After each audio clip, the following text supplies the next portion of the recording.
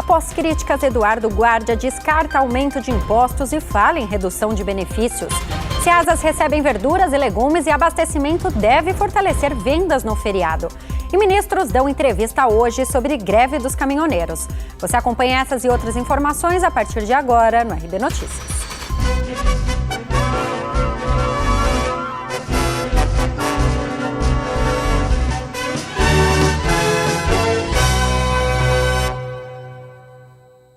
Boa noite. Depois de ter afirmado ontem que o governo subiria impostos para compensar a queda do diesel, o ministro da Fazenda, Eduardo Guardia, voltou atrás e disse que a compensação será feita pela redução de incentivos fiscais. O 9º dia de greve dos caminhoneiros foi marcado por afirmações de políticos de alto escalão. Ontem, o ministro da Fazenda, Eduardo Guardia, afirmou que o governo poderia subir os tributos sobre outros produtos para compensar a queda no óleo diesel, provocada pelas manifestações. Mas hoje, Guardia voltou atrás e afirmou que o governo não considera mais subir os impostos. Agora, de acordo com ele, essa compensação virá da redução de incentivos fiscais, que é uma desoneração que o governo ou o Congresso, por exemplo, propõe a alguns setores, normalmente para incentivar a produção e geração de empregos. Mas ele não especificou quais setores serão afetados. A afirmação de hoje do ministro foi feita horas depois de o presidente da Câmara, Rodrigo Maia, dizer que não pretende colocar o aumento dos impostos na pauta de votação dos parlamentares. Ele ainda chamou a fala do ministro Guardia de irresponsável e disse que o povo brasileiro já paga impostos demais. Durante a audiência no Senado Federal, o ministro da Fazenda declarou que houve uma incompreensão na comunicação feita por ele na segunda e que aproveitava a oportunidade para deixar absolutamente claro que o governo não proporá aumentos de tributos. Enquanto isso, a população continua sofrendo com a falta de combustíveis e de outros produtos. Segundo a Agência Nacional do Petróleo, Gás Natural e Biocombustíveis, essa é a maior crise de desabastecimento do país desde 1997. A agência afirmou também que as promessas do governo, que incluem a redução e congelamento por 60 dias do preço do diesel, fez com que a situação melhorasse em alguns estados, mas que ainda está longe de ser o ideal. A previsão, segundo a ANP, é que a normalização ocorra em uma semana. Caminhoneiros escoltados pelo Exército chegaram à central de abastecimento do Rio de Janeiro na madrugada de hoje. Já na capital paulista, a polícia foi chamada para manter a ordem enquanto consumidores faziam filas por horas nos postos de gasolina. Um comboio de cerca de 150 caminhões cheios de comida foi escoltado pelo Exército na madrugada desta terça-feira, com destino à central de abastecimento do Rio de Janeiro. Após 9 dias de greve dos caminhoneiros contra o aumento dos preços do diesel e bloqueios por todo o país, os preços continuavam altos no mercado atacadista. Hoje aqui o gás de tomate é 130, 140, 150 reais. Bom. E antes? Antes era 60, 70. Em São Paulo, o grande terminal de petróleo de Ribeirão Preto, no interior do estado, voltou a operar depois que os caminhoneiros suspenderam o bloqueio. Mas na capital paulista, a polícia foi chamada para manter a ordem, enquanto consumidores faziam filas por horas nos postos de gasolina. Eu já tinha uma fila enorme, né? Estou há 3 horas de espera, vou abastecer agora no momento e aguardar a vez que é mais. E, assim, poucos postos ainda estão abastecendo, né? Então, são muito poucos ainda que tem gasolina na bomba. E o que tem é essa bagunça que está tendo. A greve, que causou uma escassez de combustível e alimentos, começou a perder força nesta terça-feira. No domingo, o presidente Michel Temer anunciou uma redução de 46 centavos por litro de diesel durante 60 dias, entre outras medidas. Os protestos impactaram diversos setores do país. A Associação Brasileira de Comércio Exterior estimou que US$ 1 bilhão em produtos deixaram de ser exportados como resultado da paralisação.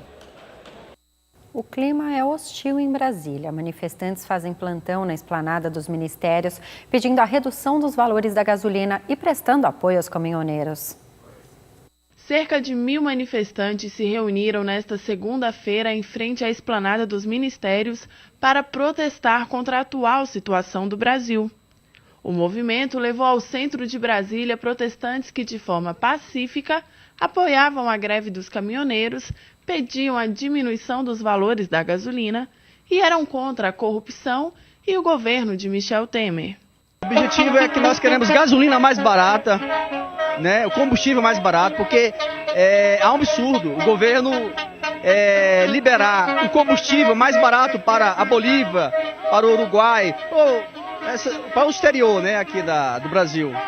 E nós aqui sai mais caro. Segundo os organizadores, o movimento não defendia nenhum partido político, apenas demonstrava a indignação do brasileiro com a política pública.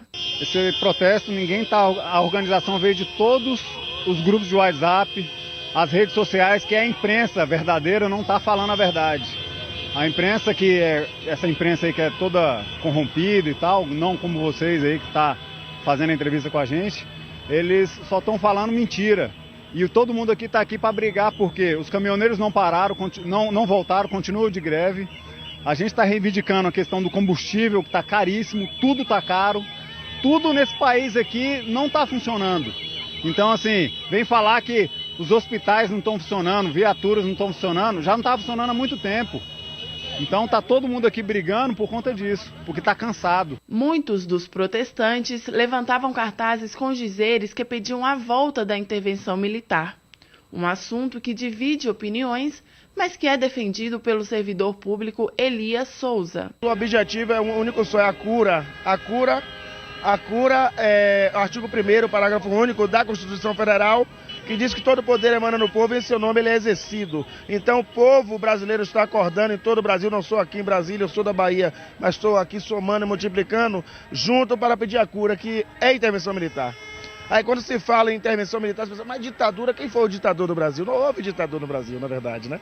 Então nós estamos aqui para pedir a cura, né? É a intervenção militar, é a cura definitiva desse câncer que se chama, são 63.746 bandidos no Brasil nos governando. Já chega, o povo quer a intervenção militar. Já são 9 dias desde o início da greve dos caminhoneiros e hoje o futuro do país é incerto. Por isso, a pequena Ana Luísa está reivindicando seus direitos e tem esperança de viver em um Brasil melhor.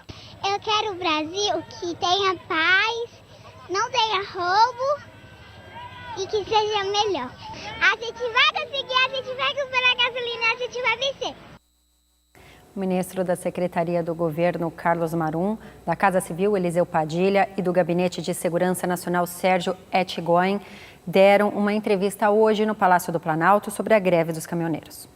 O ministro da Casa Civil, Eliseu Padilha, afirmou hoje em uma entrevista coletiva no Palácio do Planalto que os protestos que ainda restavam após as negociações possuem cunho político. De acordo com o ministro, os bloqueios que ainda persistiam em algumas estradas tinham mais participação de populares do que de caminhoneiros. Ao ser questionado sobre a normalização da situação, Padilha disse que o governo estava caminhando nesta direção e disse que o assunto deve ser tratado de uma forma que não atrapalhe ou prejudique os caminhoneiros que já estão trabalhando. O ministro Carlos Marum, da Secretaria do Governo, também estava na entrevista. Ele afirmou que foram registradas 7 prisões no Maranhão em função de bloqueio e ações criminosas contra um comboio. Não havia caminhoneiros entre os presos, de acordo com o ministro. Os detidos, segundo ele, impediam os caminhoneiros de retornar ao trabalho. E o ministro do Gabinete de Segurança, Sérgio Etchegoyen, que também estava na entrevista,